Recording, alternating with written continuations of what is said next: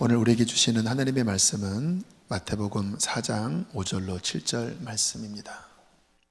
이에 마귀가 예수를 거룩한 성으로 데려다가 성전 꼭대기에 세우고 이르되 내가 만일 하나님의 아들이여든 뛰어내리라.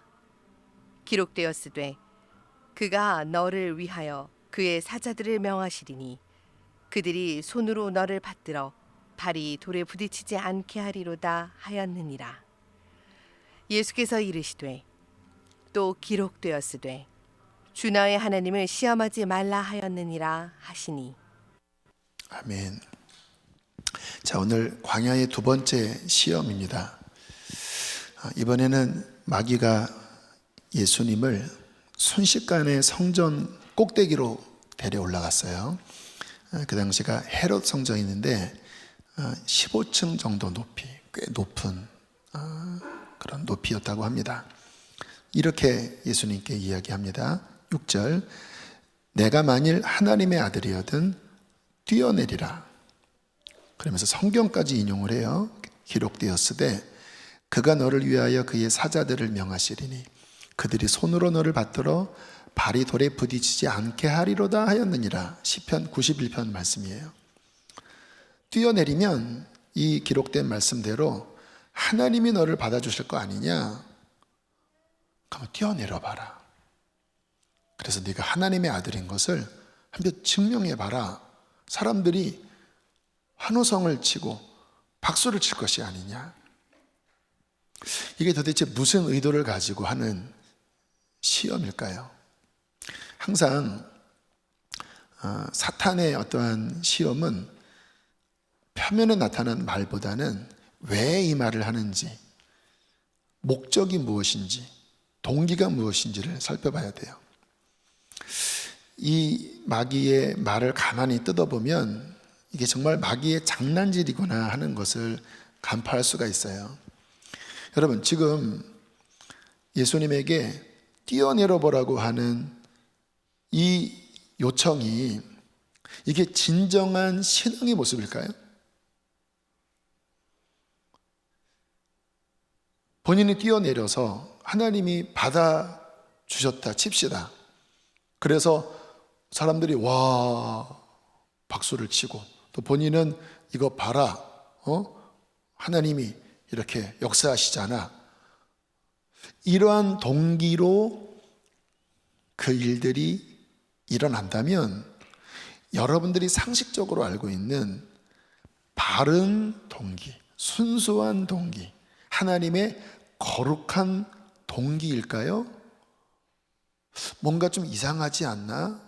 왜냐하면 그 안에 좀 과시욕, 그리고 하나님이 나 받아주실 거야 하는 뭔가 테스트하는 이러한 동기들이 그 안에 은밀히 숨어 있다라고 하는 것을 느낄 수 있을 겁니다. 여러분, 우리의 삶에서 정말 중요한 것은 동기예요. 초능력을 행한다는 사람의 이야기가 뭐 간혹 그런 토픽에 나와요. 뭐 진짜인지는 모르겠지만 어쨌든 제 어릴 때 그 유리 겔라라고 하는 뭐 초능력자가 이렇게 숟가락을 이렇게 비비니까 엿가락처럼 막 구부러져서 사람들이 신기해했고 그 화면을 보고 있었던 집안에서 따라한 사람들도 내 숟가락도 구부러졌다고 그렇게 제보를 해주어서 잠깐 이렇게 우리나라 한 2, 3일 정도 그 유리겔라 신드롬이 일어났던 적이 있어요. 그게 진짜일지는 모르겠지만 뭐 그런 어떠한 신기한 일이 벌어진다고 이야기를 합니다. 또 무당 같은 경우에는 진짜 신내림을 받았을 경우 작두를 탄다고 합니다. 작두 위에 올라가서 막 뛰어도 발이 상하지 않는데요. 뭐 심지어는 이렇게 쌀을 모아놓고 숟가락을 딱 세우면, 젓가락을 딱 세우면 그게 딱 선대요. 보신 분, 여러분의 전력을 알아볼 수 있겠어요? 뭐 그런 신기한 일이 벌어진다고 이야기들을 합니다. 제가 전에 전도했던 어떤 형제가 저에게 그런 질문을 했어요. 전도를 받고 처음 신약 성경을 읽었는데 거기 보면 예수님의 기적 이야기가 많이 나오잖아요. 오병이어의 기적, 또뭐 병든 자를 고치는 기적. 근데 본인이 그 내용을 보면서 본인이 평상시에 알고 있었던 그런 초능력자, 또 뭐 신기한 어떤 일을 행하는 뭐 그런 사람들의 그 수준 정도의 이야기 아닌가? 다시 말하면 뭐 하나님의 아들, 뭐 특별한 이런 게 아니라 뭐 그와 같은 일들이 지금도 일어나는 거 아니야? 그러한 느낌으로 저에게 질문을 하더라고요. 그 예수님의 기적 잘은 모르겠지만 뭐 지금도 그런 사람들의 그런 이야기가 있는데 뭐가 다르냐고. 제가 이렇게 대답을 했습니다. 달라요. 당신은 성경을 읽었다고 하는데 예수님께서 어떠한 기적을 행하실 때 어떠한 표현이 있는지를 잘 보시라고. 몸이 아픈 사람들을 향하여 예수님은 불쌍히 여기사, 민망히 여기사, 이 민망하다고 하는 원어의 뜻은 애간장이 녹답니다. 마치 엄마가 아픈 자식을 보면서 애간장이 녹듯이 민망히 여기사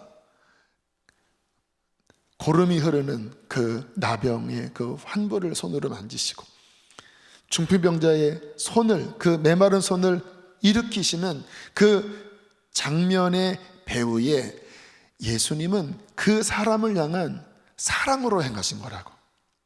그런데 뭐 그런 초능력을 뭐 행했다고 하는 사람, 작두를 탔다고 하는 그런 경우는 그와 같은 정말 신앙의 본질인 그 사람을 사랑하고 그 사람을 위한다고 하는 이게 없이 뭔가 그 표면적인 기사, 뭐 기적 이런 거에만 집중되어 있고 또는 뭐 자기를 좀 과시하는 그와 같은 내용들이에요. 그 동기 자체가.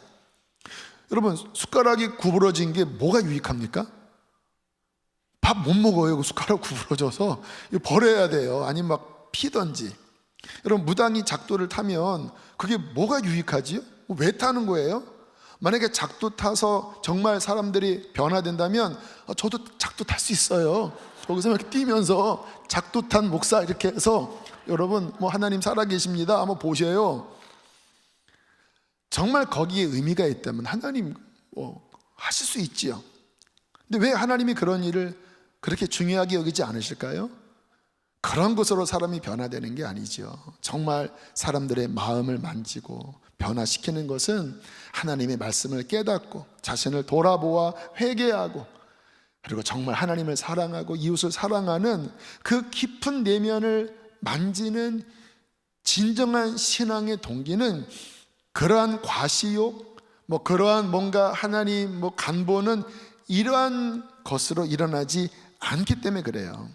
그러고 보면 오늘 마귀가 던진 이 질문이 아주 교묘하게 마치 하나님이 능력을 보여주는 것이냐 그렇게 포장되어 있지만 그 이면 안에는 너 이것을 통해서 네가 하나님 아들인 거 증명해봐. 하나님 살아계신 거 증명해봐. 정말 바른 동기가 아닌 뭔가 하나님을 테스트하는 듯한 그것을 자극하는 이것이 숨어 있다라고 하는 것이 우리는 보여줄 수 있는 거예요. 이런 게 보여야 우리가 속지 않고 바르게 신앙생활을 할 수 있죠. 마귀가 참 고수입니다. 그러니까 성경까지 인용하는데 여기에 빗나간 길이었어요. 근데 예수님은 더 높은 고수시잖아요. 그러니까 마귀의 이 의도를 딱 간파하시고 성경 말씀을 딱 들이대시면서 이렇게 대적을 하십니다. 7절 말씀 함께 읽겠습니다. 시작.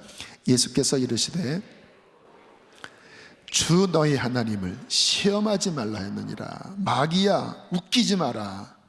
지금 네가 나한테 요구하는 것은 진정한 신앙의 동기로 하는 게 아니라 너 하나님을 시험하게 하는 거야.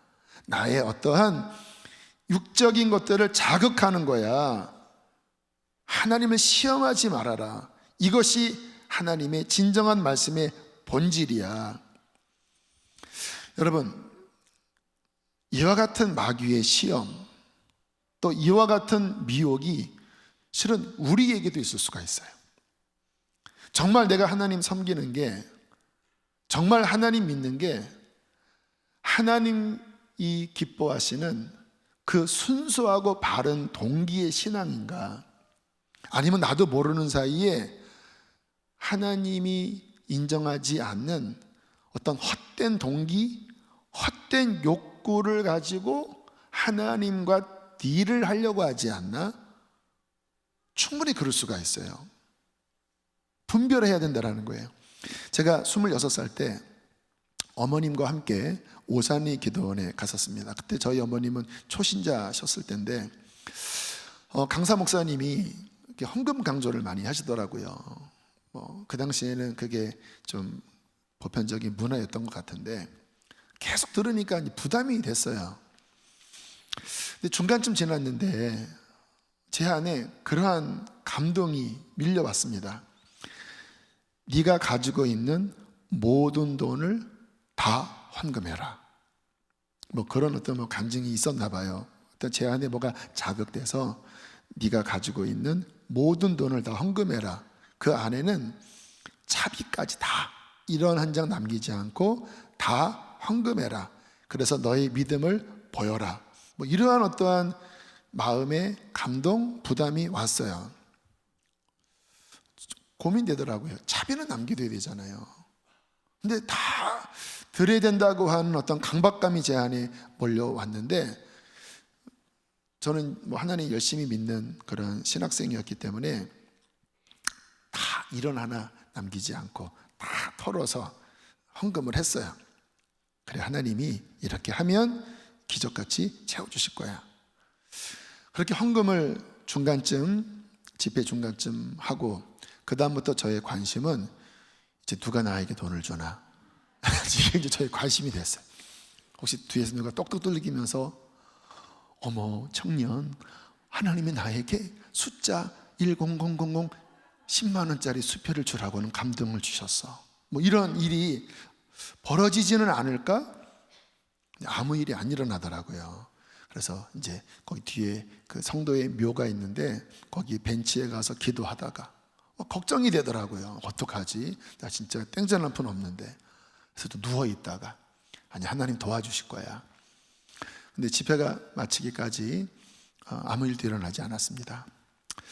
어떡하는지 점점 수심의 먹구름이 점점 저를 에워쌌고, 이제 그 오산의 기도원에서 여의도까지 가는 그 기도원 버스는 공짜라 그 버스를 타고 여의도까지 왔어요. 자, 이제 차에서 내릴 때쯤이면 또 뒤에서 달려와서 어머어머 청년, 그래야 되잖아요. 아무도 저를 아는 척하지 않더라고요. 버스에서 내렸습니다. 어머니는 옆에 서 계시고 차비는 없고, 그래서 급하게 그 교회 사무실에 들어가서 제가 이렇게 이야기했습니다. 저 신학생인데 지금 전도사인데 차비가 없습니다. 3,000원만 좀 달라고. 그랬더니 저를 이렇게 노숙인처럼 그렇게 하는 분들 교회에 자주 오잖아요. 그렇게 쳐다보더니 없어요. 나가세요. 빨리 나가세요. 이렇게 대하는 거예요. 제가 거기 기도원에다가 다 냈는데 되게 상처가 되더라고요. 그래서 얼굴이 빨개져서 나왔습니다. 이제 정말 제 마음은 몰리기 시작했어요. 이거 어떡하지? 그래서 이렇게 찾아보니까 그 당시에 그 전화 카드라는 게 있었습니다. 5,000원짜리 전화 카드에 얼마 쓰지 않고 한 4,900원 정도가 남아있는 전화 카드였고, 갈 차비는 3,000원이었어요. 그래서 이거를 팔아야 되겠다. 그래서 정거장에 서 있는 사람 중에 믿지 않는 사람이었던 것으로 제가 기억해요. 그분에게 여기 4,900 얼마 있는데 차비가 3,000원이 필요합니다. 3,000원 좀 바꿔주십시오. 그렇게 이야기를 하니까 지금 여러분이 저를 보는 듯한 그런 눈으로 저를 차근히 보면서 알겠어요 하더니 그냥 확인하지도 않고, 거기에 500원이 있는지 아니면 깡통인지 모르지만 그냥 정말 측은한 마음으로 3,000원을 주어서 그 돈을 가지고 집까지 왔어요. 저에게 씁쓸한 추억입니다. 자, 질문해 볼게요. 그때 제가 했던 행동이 믿음이었을까요? 우리는 그와 같은 좀 영웅적인 어떤 신앙 간증들을 많이 들어왔어요. 그런 분들은 진정한 믿음으로 하는 경우도 적지 않습니다. 이게 저에 대한 이야기예요. 과연 그때 강대영 청년 전도사가 했던 그 모습이 믿음이었을까? 겉으로 보면 차비도 없이 다 낸 것은 믿음처럼 보이지요. 그런데 아까 말씀드렸잖아요. 동기에 분명히 문제가 있었습니다. 정말 믿음으로 하지 않은 동기였다고 하는 것을 어떻게 알 수 있냐? 여러분, 정말 믿음으로 한 것이라면 부담으로 하는 게 아니에요. 정말 하나님께 너무 감사해서 내가 이렇게 이곳에서 말씀 듣고 은혜 받고 또 우리 어머님 초신자인데 이렇게 금식기도 하는데 너무너무 감사해서 그 불타는 마음에 내가 가진 헌금을 주님 앞에 다 드리고 싶다. 이렇게 했어야 그게 믿음이에요. 그게 하나님이 받으시는 그 순전한 동기잖아요. 근데 그게 아니라 자꾸 이렇게 푸시를 받다가 억지로 한 거예요. 억지로. 그리고 정말 믿음이라면 차비로 남기는 게 그게 바른 거지요. 그렇죠. 뭐 3,000원 남기고 나머지 드리면 하나님이 그 3,000원 안 냈냐? 야, 너 진짜 치사하다. 이렇게 하시는 분이 아니시잖아요. 당연히 합리적으로 3,000원은 빼고 그리고 드려야 되는 게 이게 정상적인 거고, 만약에 정말 가슴이 뜨거워서 그냥 애따 모르겠다 저 다 드리고 싶어요 하나님, 걸어가도 괜찮아요, 그냥 다 드릴게요, 그런 마음으로 드렸다면 사람들이 나에게 돈을 주지 않고 무슨 뭐 사무실에서 문전박대를 받았다고 해도 제 마음이 상처를 받지 않아요. 왜? 제가 기뻐서 한 거니까. 제가 책임지는 거죠. 근데 지금 제 마음은 어떤 마음이었냐면, 이렇게 했으니까 이런 게 와야 되는 거 아니야? 뭔가 딜하듯이 그렇게 순전하지 못한, 진짜 그게 하나님 시험하는 거죠, 일종의. 그런 동기로 하다 보니까 뭐가 제대로 되지 않았을 때 제 마음에서 삐끄덕거리기 시작한 거예요. 두려워하고 뭔가 자꾸 사람을 의식하고 사람의 도움을 바라고, 그것이 이루어지지 않자 마음에 의심하고 실망하고 심지어는 상처가 됐죠. 여러분, 우리 안에 그와 같은 모습으로 하나님과 거래하듯이 신앙생활을 하는 면이 왜 없겠습니까? 그게 일종의 하나님을 시험하는 동기예요. 그런데 그러한 동기로 신앙생활을 하면 이게 반드시 시험이 들어요. 왜냐하면 사람은 그 표면에 나타난 행동으로 그 사람이 성공하고 실패하는 게 아니라 어떠한 동기로 했느냐에 따라서, 그 동기가 순전하고 분명하면 어려움이 와도 다 뚫어냅니다. 왜? 그 뿌리가 튼튼하기 때문에. 근데 뿌리가 잘못되면요, 잘 되는 것 같다가 문제 생기면요, 어김없이 그 뿌리에 문제가 드러나요. 그게 저의 모습이었다라는 거예요. 제가 지난주와 지지난주 이 예수님 광야 시험 이야기할 때 어떤 언급을 했냐면, 이 예수님의 광야 시험이 구약 이스라엘 광야와 연결되어 있다고 하는 말씀을 드렸어요. 그래서 이 예수님이 겪으셨던 이 시험을 제대로 이해하려면 이스라엘 광야 사건을 잘 살펴보면 이게 서로 짝이 맞아요. 그러니까 예수님께서 이스라엘에 태어나셔서 그 광야의 어떤 실패를 다시 이렇게 역전시키는 그 의미가 이 안에 담겨져 있거든요. 여러분, 이스라엘 백성들이 광야에서 보였던 가장 큰 문제가 뭐였던지 아세요? 왜 이스라엘 백성들이 가나안에 못 들어갔는지 아세요? 그들의 문제는 하나님을 믿지 못하고 시험하는 것이 근본적인 문제였어요. 자, 출애굽기 17장 1절을 보겠습니다. 함께 읽어보실까요? 시작. 이스라엘 자손의 온 회중이 여호와의 명령대로 신 광야에서 떠나 그 노종대로 행하여 르비딤의 장막을 쳤으나 백성이 마실 물이 없는지라. 자, 하나님의 명령에 따라 이동을 하고 있습니다. 르비딤 지역에 텐트를 쳤어요. 누구의 명령에 따라? 하나님의 명령에 따라. 근데 거기에 마실 물이 있었습니까? 없었습니까? 없었어요. 어떻게 이런 일이 벌어지죠? 하나님이 말씀하셔서 왔는데, 아니 거기에 사람의 가장 기본적인 그 필수품인 마실 물이 없는 거예요. 지금 여기 200~300만 또 가축들이 매매 막 울고 있는데 어떻게 살아요? 하나님이 오라고 해놓고. 여러분, 우리의 신앙생활에 그와 같은 일이 종종 발생됩니다. 이제 그때 우리 안에 동기가 드러나는 거예요. 2절부터 4절까지 백성이 모세와 다투어 이르되 우리에게 물을 주어 마시게 하라. 모세가 그들에게 이르되 너희가 어찌하여 나와 다투느냐? 너희가 어찌하여 여호와를 시험하느냐? 지금 모세가 그들을 향하여 왜 하나님을 시험하고 있어? 그렇게 이야기를 합니다. 거기서 백성이 목이 말라 물을 찾으매 그들이 모세에게 대하여 원망하여 이르되, 함께 있습니다. 당신이 어찌하여 우리를 애굽에서 인도에 내어서 우리와 우리 자녀와 우리의 가축이 목말라 죽게 하느냐? 모세가 여호와께 부르짖어 이르되 내가 이 백성에게 어떻게 하리이까? 그들이 조금 있으면 내게 돌을 던지겠나이다. 여러분, 지금 이들이 뭐라고 하는 거예요? 물 달란 말이야. 왜 이딴 곳으로 우리를 데려와서, 물도 없는 곳으로 데려와서 우리의 목이 마르게 하고 우리의 처자식과 짐승 지금 다 죽이는 거야? 왜 우리를 이런 곳에 데려왔어? 여러분, 지금 이스라엘 백성들이 하나님을 믿고 있습니까? 믿지 않고 있습니까?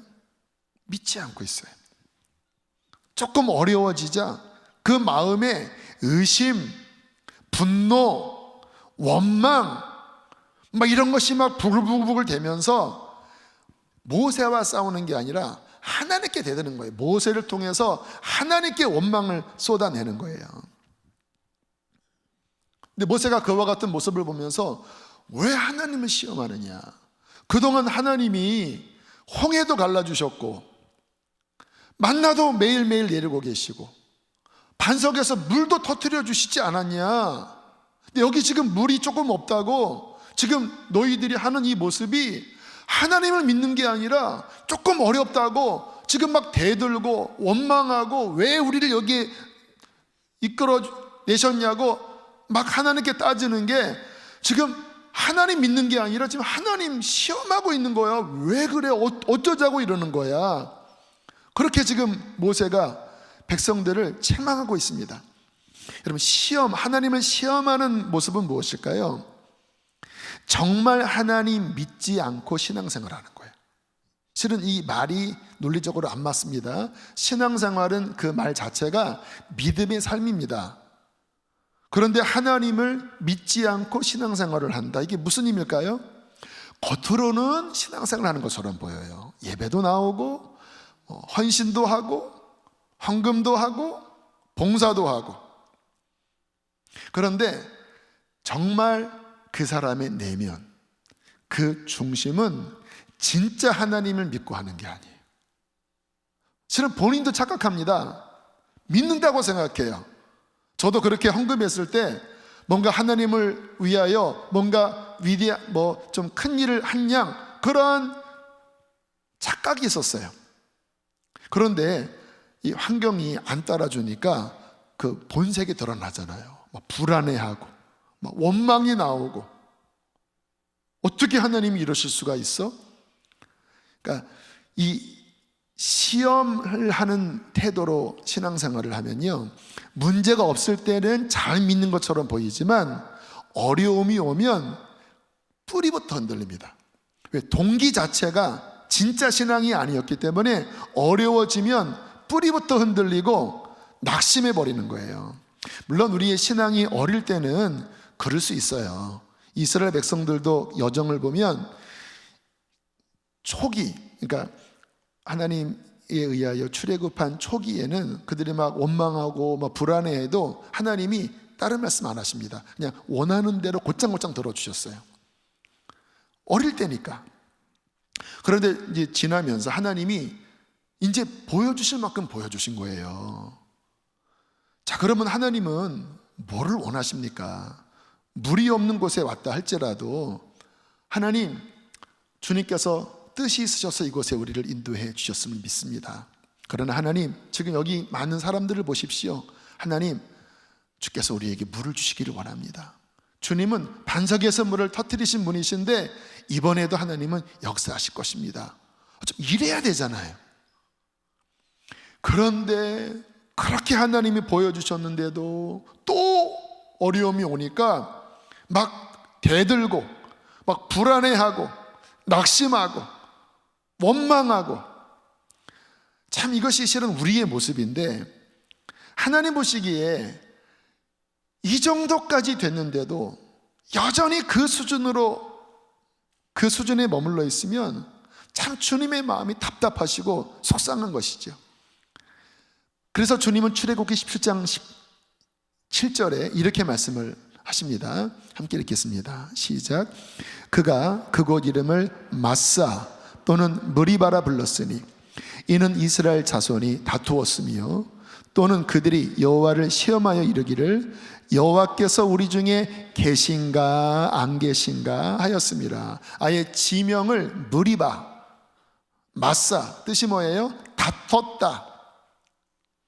물이 없는 이 장소에 와서 그들의 본심이 드러났다라는 거예요. 하나님을 믿지 않는, 하나님께 손가락질, 삿대질을 하는, 조금 어려움 앞에 원망해버리는, 하나님이 계신가 안 계신가, 이게 모독 아닙니까? 그렇게 보여주셨는데도 하나님이 홍해를 가르칠 때는 막 기뻐했다가 물 조금 없다고 하나님 계신가 안 계신가, 진짜 하나님 모독하는 거죠. 무리바, 마사, 그들의 진심, 그들 안에 있는 그 부족함이 드러난 곳, 하나님을 시험한 곳, 무리바, 마사라고 그렇게 하나님이 명명을 하신 거예요. 여러분, 우리는 하나님의 마음을 아셔야 돼요. 여러분, 우리의 인생의 여정, 신앙의 여정, 좋은 일만 있습니까? 막 기도하면 척척척척 응답되는 그런 일만 있습니까? 마치 사계절이 있듯이 따뜻한 봄날도 있고 추운 겨울도 있고 열매 맺는 계절도 있고 또 열매 없는 그와 같은 시간도 우리의 인생에 있지요. 지금 코로나 같은 시간은 그런 면에서는 좀 겨울과 같은 그런 시간을 우리가 보내고 있을 것입니다. 좋을 때는 하나님께 감사하고 막 믿는 것 같다가 인생의 겨울이 왔을 때 어린아이들처럼 징징징징거리고, 진짜 하나님 계신 거 맞아? 하나님 나 사랑하시는 거 맞아? 막 의심하고 다툰다면 정말 그것은 하나님 가슴 아프게 하는 그러한 모습일 거예요. 그것은 믿음이 아니라 늘 시험하는, 하나님을 시험하는 그와 같은 모습일 것입니다. 지난주 2부 예배 양육 수료 때 어떤 여자 집사님이 그런 간증을 해주셨어요. 좀 괜찮게 사시다가 남편이 실직하고 경제적인 어려움이 왔다고 합니다. 그래서 본인이 이제 뭐 학습시 교사였었는지 누군가를 가르치는 그런 일을 해야만 했다고 합니다. 근데 어느 날 좀 오래된 차를 타고 그쪽 방문하는 그 집까지 가다가 그만 차가 멈춰버렸어요. 뭐 어떻게 해결이 안 되잖아요. 근데 마음이 힘들었던 차에 차까지 움직이지 않으니까 그냥 그 길가에 주저앉아서 막 대성통곡을 했다고 그래요. 남들이 보든 안 보든 그냥 막 우는데 하나님의 음성이 마음속에 들렸다고 합니다. 너 여기서 왜 울고 있니? 하나님, 저 너무 힘들어요. 너 나를 믿니? 주님께서 믿음을 질문하셨어요. 너 나 믿는 거 맞아? 네, 저 믿어요. 그러면 지금 너의 믿음을 보여봐. 차가 멈추고 그 장소까지 걸어가는 게 막막하고 네 지금 처지가 비관적으로 느끼지만 너 나를 믿는다면 지금 너의 믿음을 보여달라. 그래서 이 자매님이 믿음을 고백하기 시작했대요. 저 하나님 믿어요. 정말 하나님 살아계신 거 믿어요. 하나님, 그럼에도 불구하고 저 하나님 믿을게요. 막 고백을 하자 갑자기 힘이 났던 것 같아요. 벌떡 일어나서 그 무거운 가방을 들고 30분이나 걸어갔다고 합니다. 여러분, 좀 전까지만 해도 다리 힘이 다 빠져서 그냥 절망 중에 털퍼덕 길가리에 앉아서 울고 있었던 분이에요. 그런데 믿음을 발휘하기 시작하자 벌떡 일어났다라는 거예요. 그리고 무거운 가방을 들고 30분이나 걸어가는데 힘이 생긴 거예요. 그리고 가서 수업을 하는데 가장 그동안 했던 수업 가운데 가장 기쁘고 가장 행복한 수업이었다고 해요. 왜요? 하나님이 함께 하시는 그 살아있는 믿음으로 움직이니까. 여러분, 믿음은 어떠한 어려운 환경이라도 거기에 눌리지 않고 그것을 뚫어낼 수 있어요. 그게 진정한 믿음의 힘이지요. 비록 무화과나무가 무성치 못하고 포도나무에 열매가 없고 감람나무 소출 없고 밭에 먹을 것도 없고 우리의 양이 없고 외양간에 소가 없을지라도, 그 다음 읽어보실까요? 나는 여호와로 말미암아 즐거워하며 나의 구원의 하나님으로 말미암아 기뻐하리로다. 하나님 나와 함께 하시면 그것으로 충분해요. 하나님 당신은 선하셔요. 지금 이와 같은 상황이라도 하나님은 선하시고 하나님은 나를 인도하고 계시고 이 모든 것을 합력하여 선을 이루실 거예요. 그게 믿음이지요. 우리는 살펴봐야 합니다. 정말 나는 하나님으로부터 온 내 마음의 순수한 동기 속에서 정말 하나님을 신뢰하는 믿음인가? 아니면 믿은 것 같았는데 실제는 계속 하나님과 딜하려고 하고 하나님 간 보려고 하고 뭔가 순수하지 못한 동기로 계속 하나님의 언저리에서 주저주저하는 시험하는 자인가? 하나님을 시험하는 것에 대해서 한 세 가지로 살펴볼 수가 있어요. 첫째는 미혹으로 인하여 하나님을 시험하는 경우가 간혹 있습니다. 특히 좀 열심히 믿는 분들 가운데 여기에 빠질 우려가 있어요. 오늘 예수님의 시험도 좀 그와 비슷한 시험인데, 어떤 분이 선교지에서 어떤 이유에 있는지 모르지만 강이 범람하여 급류 가운데 있었는데 건너가야 됐대요. 근데 못 건너가는 상황입니다. 근데 이분이 성경에 예수님이 무리를 걸으셨기 때문에 나도 걸을 수 있어. 그리고 저벅저벅 그 급류에 들어갔다가 휩쓸려 돌아가셨다고 그래요. 그런 일이 가끔 생겨요. 뭔가 이렇게 하나님을 위해서 영웅적인 어떤 행동을 한 것 같은데 열매가 좋지 않아요. 오늘 예수님의 시험이 딱 그 모습이었잖아요. 뛰어내려봐. 그러면 하나님이 붙잡아 줄 거 아니야? 근데 여기에 문제가 뭐였죠? 동기의 문제였죠. 정말 하나님으로부터 온 그게 아니라 뭔가 이렇게 과시욕, 뭔가 영웅적인 어떠한 것을 자극하는 그 동기였기 때문에 주님이 거절하셨잖아요. 주 너의 하나님을 시험하지 마라. 근데 우리가 신앙생활을 할 때 잘 분별해야 될 것 가운데 하나가 뭐냐면, 주님이 정말 하신 것인가, 아니면 뭔가 종교심과 믹스된 나의 어떠한 종교적인 자아의 본성에서 나온 것인가. 어떤 분이 아까 그 강물에 휩쓸려 돌아가신 그 상황을 가지고 이렇게 해석을 하시더라고요. 왜 휩쓸려 간지 알아? 하나님이 말씀하신 게 아니라 지가 한 거야. 여러분, 저는요 신앙생활을 할 때 제가 제일 주의하는 게 뭐냐면, 저도 어떤 면에서는 아까 다 냈다고 그랬잖아요. 그런 어떤 모습들이 있어요. 주님이 하라고 하면, 주님 오늘이라도 선교지 가라고요? 하나님 저 갈 수 있어요. 뭐 그런 태도가 제 안에 있어요. 그런데 제가 분별하는 것 중에 하나가 뭐냐면 이게 정말 하나님께로부터 온 감동인지 아니면 뭔가 내 안에 다른 동기로 자극된 감동인지. 제가 신앙생활을 하면서 잘못된 경우들이 왕왕 있었더라고요. 그래서 잘 분별해야 합니다. 잘못하면 하나님 시험하는 것이 될 수도 있어요. 동기가 잘못되다 보니까 열심히 했는데 삐지고, 열심히 한 것 같았는데 걸려 넘어져요. 왜요? 주님으로부터 온 것이 아니었기 때문에, 동기 자체에 바르지 못한 동기가 섞여 있었기 때문에.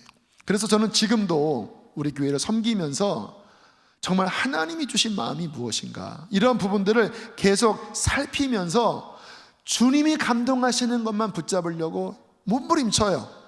쉽지 않습니다. 이게 막 이렇게 섞여서 오기 때문에.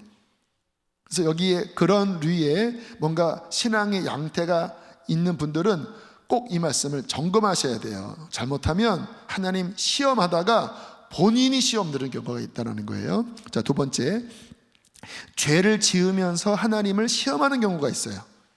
예를 들게요. 자, 11조를 믿음으로 늘 냈던, 어릴 때부터 늘 하나님 헌신했으니까. 근데 어느 날 너무 힘들어서 한번 걸러요. 찝찝하잖아요. 혹시 하나님 벌 주지 않으실까? 간증 들어보면 11조 한 번 안 냈더니 따따블로 문제가 생겼다, 이런 우리가 늘 이야기 듣잖아요. 벌 받지 않을까? 아무 일이 없어요. 오히려 그 띵겨 먹은 것으로 좀 한 달 좀 편안하게 살았어요. 그러면 그 다음에 이제 하나님 간보기 시작합니다. 이번에도 어려운데 이해해 주시지 않을까? 그래서 또 한 번 띵겨 먹어요. 아무 일이 또 없어요. 괜찮네. 하나님 이거 별로 신경 안 쓰시는 분인가? 성경에 분명히 있는데도. 아니면 하나님 안 계신 거 아니야? 그러면서 점점 승근 이거 이래도 괜찮네.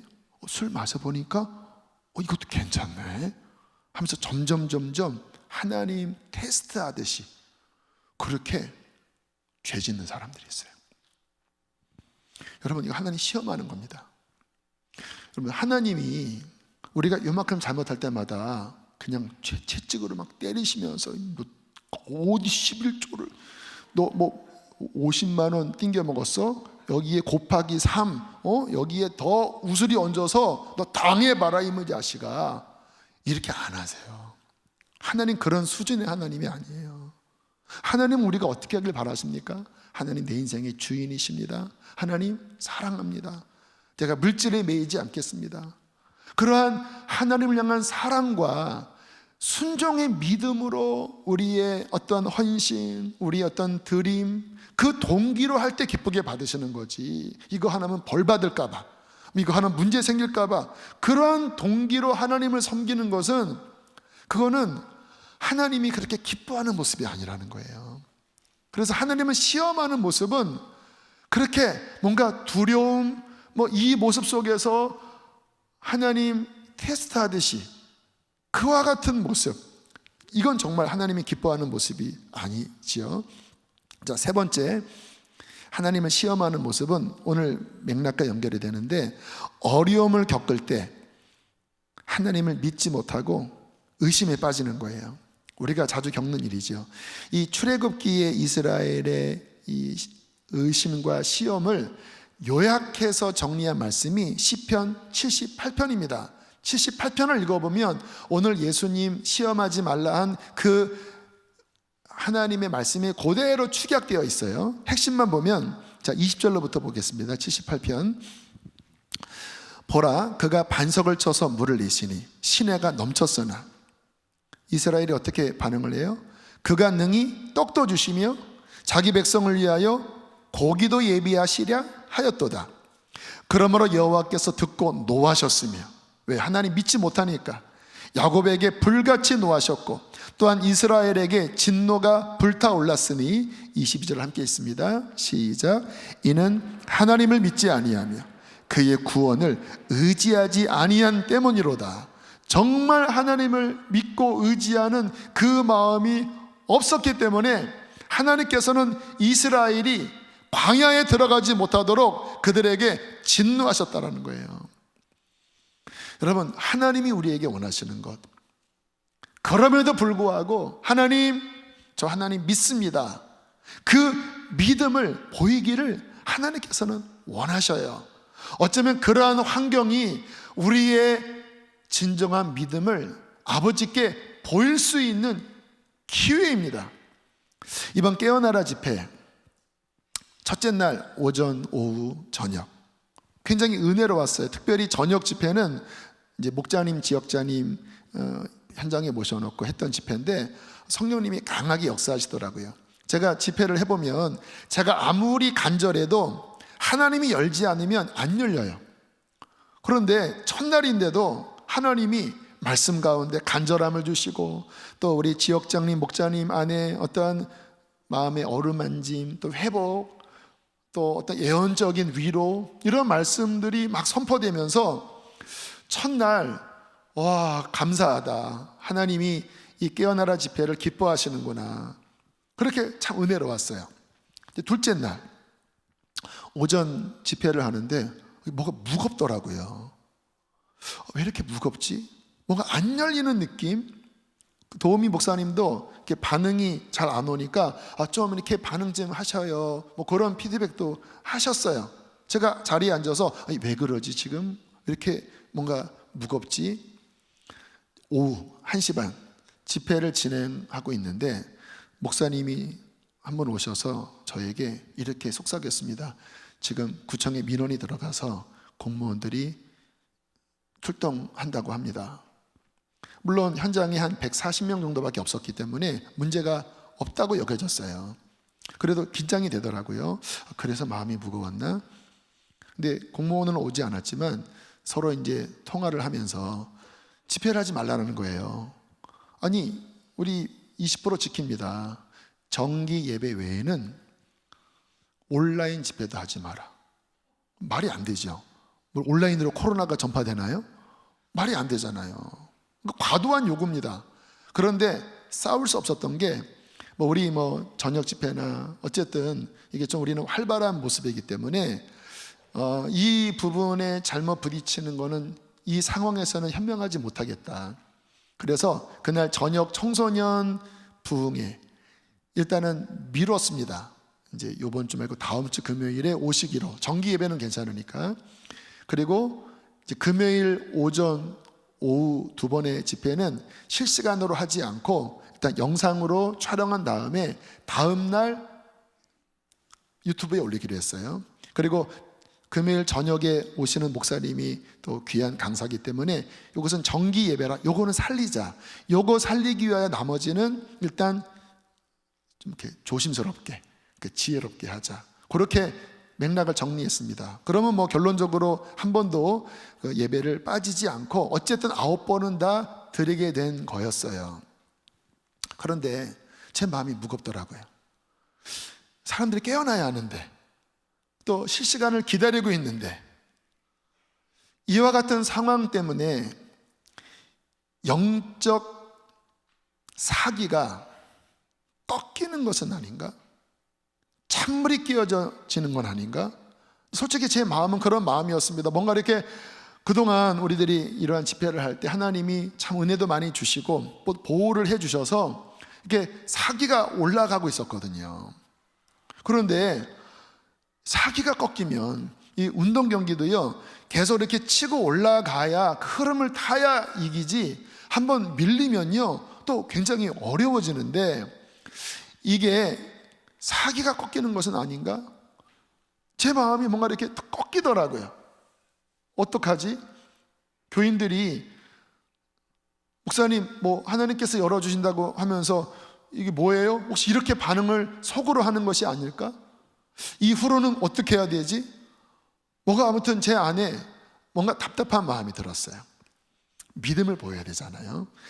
그 다음날 새벽에 나와서 하나님 앞에 간절히 기도하는데 뭔가 아직은 풀어지지는 않은 가운데 기도했습니다. 주님 힘주세요. 주님 여기서 꺾이면 안 돼요. 그리고 금요일 오전 집회 말씀드린 대로 이제 교역자만 앉혀놓고 일단 촬영만 했어요. 근데 참 신기한 게 앞에 찬양 한 15분, 20분 하고 원래는 이제 부목사님이 사회를 보기로 했는데 상황이만큼 제가 올라왔거든요. 근데 하나님께서 어떤 멘트를 주시더라고요. 지금 이 상황이 어떤 상황인지, 그리고 하나님 앞에 우리가 어떤 애통한 마음을 품어야 하는지, 그러나 하나님의 인자와 자비는 무궁하셔서 하나님은 분명히 다시 이 땅의 교회들, 이렇게 수모를 겪는, 조롱받는 이 땅의 교회들, 누군가의 민원을 통하여 정상적으로 예배할 수 없는 이와 같은 애통한 환경을 하나님이 열어주실 거라고. 그래서 기도를 인도하는데 뻥 뚫리더라고요. 애통한 마음, 간절한 마음, 통곡의 기도. 그래서 평소보다 더 깊이 기도를 하고 마지막 세 번째 가정에 대한 말씀을 전하는데, 도우미 목사님이 그러시더라고요. 우리 하나님, 이와 같은 환경을 사용하셔서 우리를 더 간절하게 하고 이렇게 뜨겁게 만드시는 것, 이것도 하나님의 선한 섭리가 아니겠냐고. 그렇게 해서 모든 부분들을 잘 마무리할 때 제 마음 안에 어떤 하나님의 만지심이 있었습니다. 이것도 하나님이 주관하신단다. 이와 같은 시간을 통하여 모든 게 잘 풀릴 때도 은혜지만, 예배할 수 없는 이와 같은 상황 속에서 애통한 마음으로 기도하게 하는 이 경험도 이 시대를 통과하면서 너희들이 맛보아야 할 부분 중에 하나야. 우리 하나님 주관하고 계십니다.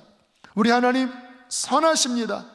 하나님, 우리가 이 상황 속에서 더 기도하겠습니다. 이러한 마음으로 하나님 앞에 반응을 보일 수 있었어요. 히브리서 11장 6절 함께 읽겠습니다. 시작. 믿음이 없이는 하나님을 기쁘시게 하지 못하나니 하나님께 나아가는 자는 반드시 그가 계신 곳과 또한 그가 자기를 찾는 자들에게 상 주시는 이심을 믿어야 할지니라. 할렐루야. 여러분, 우리는 믿음을 붙잡아야 돼요. 그 상황에서 환경 보고 제가 이렇게 눌려있고 뭔가 이렇게 힘이 빠져 있으면 그게 믿음입니까? 무리바와 마사, 물이 없는 곳에 도착을 했어요. 당황하지요. 어떻게 해야 되냐? 그 상황에서 우리가 붙잡아야 될 것은 눈에 보이고 귀에 들리고 내 마음에 느껴지는 육체의 감정이 아닙니다. 거기에 반응하면 다 실패해요. 이스라엘 백성들처럼 제가 그 20대 때 그렇게 당황했던 것처럼 다 실패합니다. 그때 붙잡아야 될 것은 눈에 보이지 않는 하나님께로부터 믿음이에요. 하나님, 그럼에도 불구하고 나와 함께하고 계시고, 우리 하나님은 선하시고, 우리 하나님은 우리를 사랑하고 계시고 합력하여 선을 이루실 것입니다. 고린도후서 1장 20절 함께 읽겠습니다. 시작. 하나님의 약속은 얼마든지 그리스도 안에서 예가 되니 그런즉 그로 말미암아 우리가 아멘하여 하나님께 영광을 돌리게 되느니라. 할렐루야. 하나님, 눈에 안 보이고 귀에 안 들려도 하나님의 그 선한 약속은 예수 안에서 예입니다. 예. 아멘입니다. 주님, 믿음을 붙잡고 믿음을 말해야 돼요.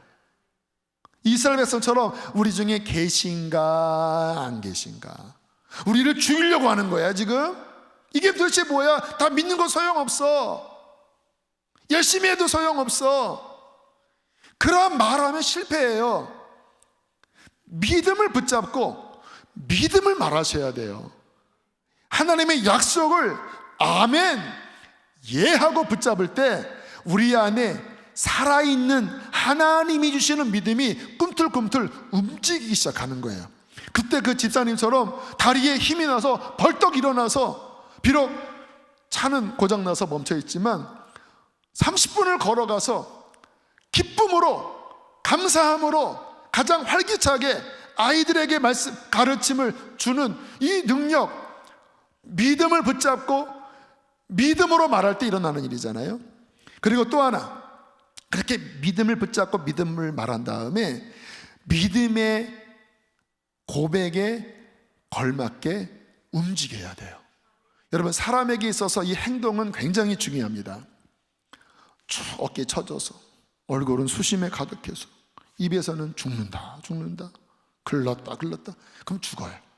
근데 믿음을 붙잡고 믿음의 말을 하면서 어깨를 펴고 얼굴에 믿음의 담대한 미소를 머금고 입술로는 죽는다라는 말이 아니라 하나님을 찬양하고 그 믿음의 힘에 의하여 다리에 힘을 주고, 하나님, 저는 이와 같은 상황에서 하나님을 믿습니다, 하나님을 예배합니다, 오늘 목사님이 일주일에 한 번이라도 오라고요? 아멘.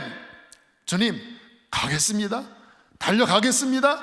주님, 새벽이든 주님 다른 날이든 내가 하나님 앞에 움직이겠습니다. 물론 주님이 집에도 계시지요. 근데 움직이라는 거예요.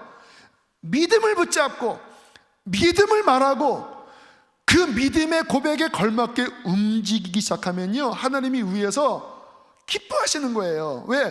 믿음이 보이잖아요. 믿음이 없이는 하나님을 기쁘시게 할 수 없나니 하나님께 나아가는 자는 환경이 어떻든지 간에 반드시 그가 계신 곳과 자기를 찾는 자들에게 상 주시는 이심을 믿음으로 움직일 때 하나님은 기뻐하시면서 그에게 반드시 하늘의 귀한 상을 베풀어 주실 것입니다. 여러분, 하나님은 우리를 사랑하십니다. 눈에 보이지 않고 무슨 난리 버거지가 벌어져도 하나님은 우리와 함께 하시고 우리를 인도하셔요. 시편 48편 14절 한 소리로 읽겠습니다. 이 하나님은 영원히 우리 하나님이시니 우리를 죽을 때까지 인도하시리로다. 할렐루야. 영원히 우리의 하나님, 죽을 때까지 인도하시는, 우리의 인생의 그 사계절의 모든 순간에 함께 하시는 하나님, 그 하나님을 믿고 믿음으로 고백하고 믿음으로 움직일 때 하나님께서는 우리 믿음을 축복하시고 상 주시고 하나님 승리하게 하실 줄로 믿습니다. 그 믿음을 붙잡는 우리가 되기를 축복합니다. 함께 시간 찬양하시겠습니다. 이 찬양도 가사가 그러한 가사예요. 이 달린책이라고 하는 자매가 삶의 낙심 가운데 있다가 믿음을 붙잡고 만든 찬양이 이 가사라고 합니다. 이 찬양을 만든 후부터 이 자매의 삶이 변화됐어요. 우리 함께 시간 찬양하시겠습니다. 내 구주 예수님, 주 같은 분은 없네. 내 평생에 찬양하리 놀라운 주의 사. 우리 믿음으로 일어나서 고백해 볼까요? 위로자 되시며, 할렐루야, 위로자 되시며 피난처 되신 주님, 나의 영혼 온 마음 어떻게 한다고요? 주를 경배합니다.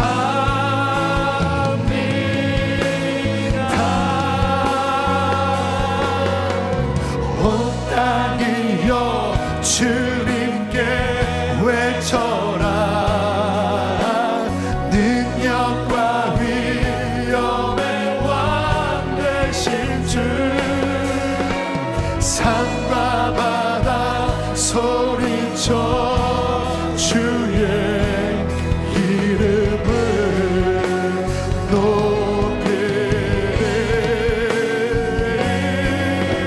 주행하니 기뻐 노래.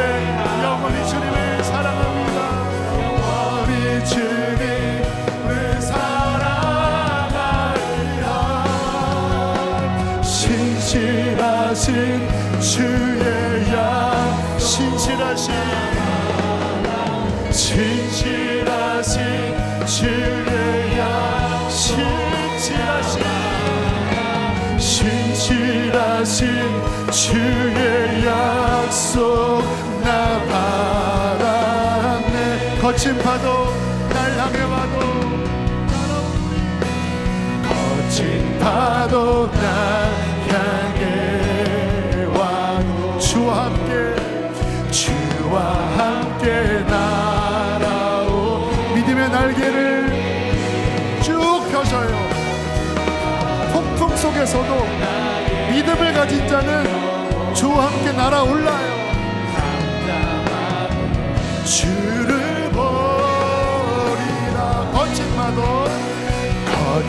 파도 날 향해 와도 주와 함께 날아오르리.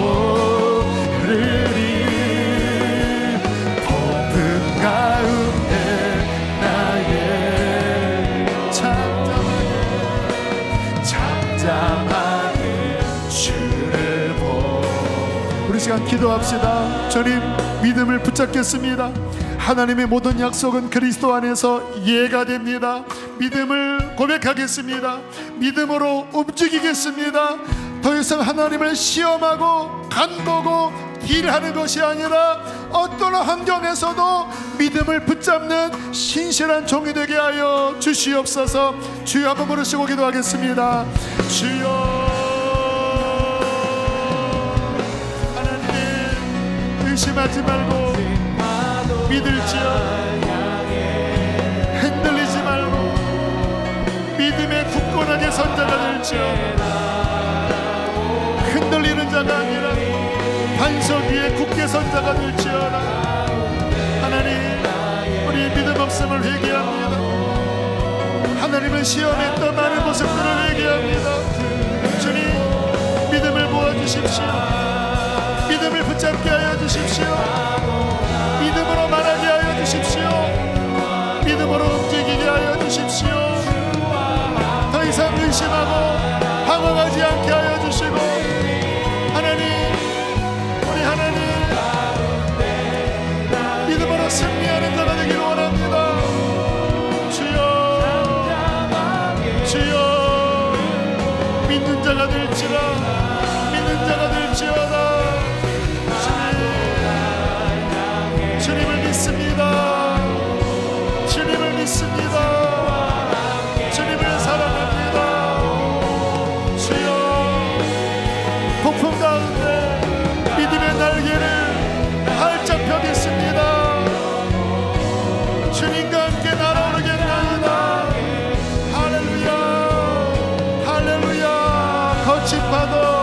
거친 파도 날 향해 와도 주와 함께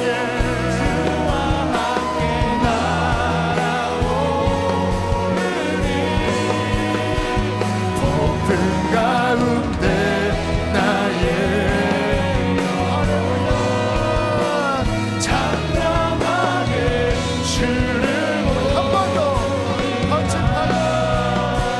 거친 파도 날 향해